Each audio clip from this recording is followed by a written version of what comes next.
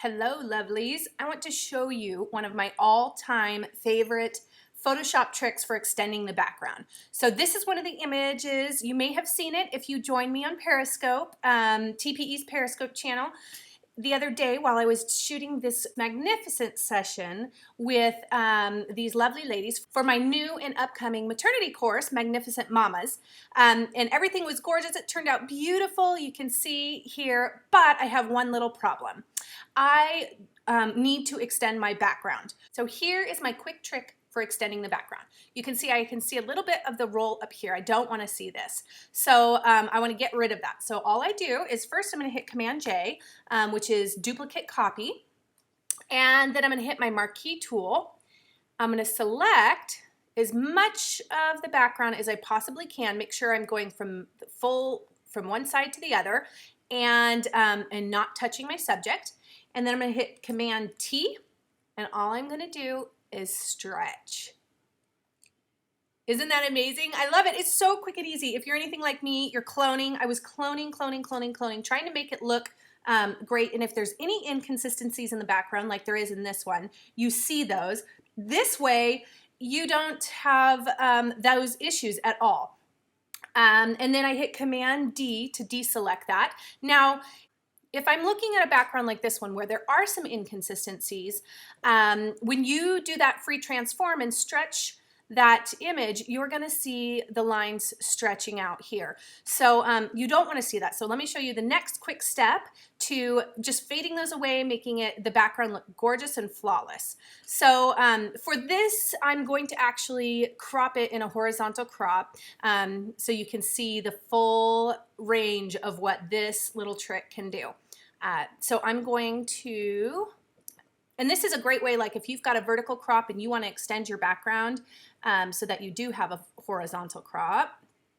So I'm going to place her how I want her.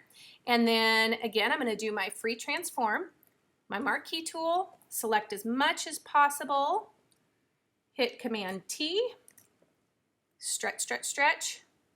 Now you can really see the stretched out lines of the background, but that's going to go away in just a minute.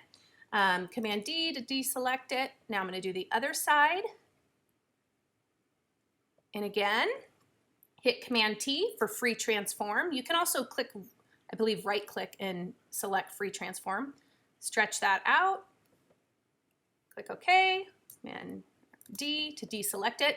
Okay, so now my background is easily extended. If you have got a background with no inconsistencies in the back, like a plain white or even a gray that's, you know, the light's not hitting it, so you're seeing all these speckles, then you won't even have to do this next step. But if you do see those issues in the background, here's the next thing you're going to do. It's super easy.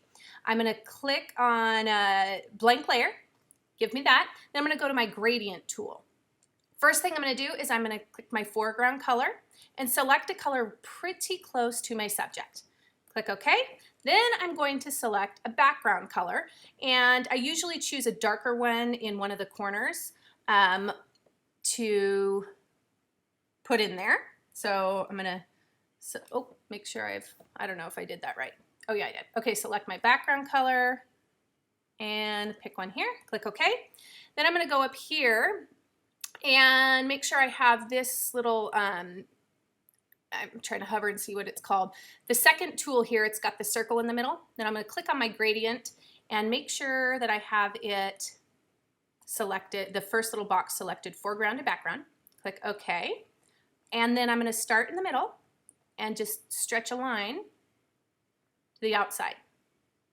Now, you can't see your subject at all. That's okay. Then what I'm going to do is I'm actually going to go up to Filter, Noise, and Add Noise. I'm going to put about a level 2 or 3, and that's going to get rid of any of that banding.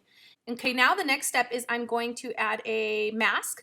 Make sure I have my brush at 100% and my black brush is up because that erases. I'm going to lower the opacity of that layer so I can see where my subject is, where I'm trying to erase. I'm going to make sure I have a brush about 30-ish%, and the size should be pretty close to the size of like her head or whatever, maybe a little bit smaller.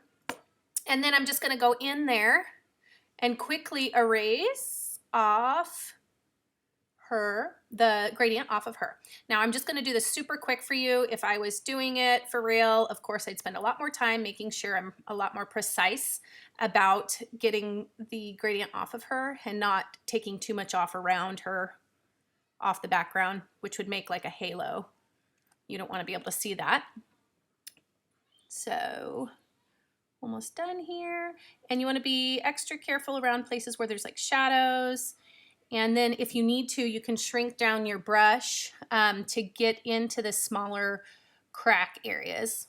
Well, maybe not crack, but the smaller little areas, like right down here. Let's see here. So I'm going to actually shrink down my brush to make sure that I can get in there really precisely and not go over too much. Okay, so now that I got that, again, it's super rough. I would take more care doing this. I am going to actually grab a larger, soft brush, 0% hardness, pretty large one. And then I'm going to lower my opacity way down to like 10 or something. And then I'm going to use this to just kind of slightly erase little bits off, especially where there's edges. And that just blends that gradient so it fades it out a little bit, makes it look really natural. And then from there, I can bring the opacity back up of my background layer if I want to. I generally don't have it at 100% of that, that gradient layer, because then it completely takes out all the shadows. So I will lower the opacity of that so you still are retaining some of the shadows. And it's slightly more transparent, so it looks more natural and real. And so that's it. And then now you've got this great background. It looks like you started out with it. You can barely even tell that we've done anything, but it's gorgeous. It was super quick and easy. Let me show you the before and then the after. And I absolutely adore this. It's one of my favorite tools. I hope you love it as much as I do.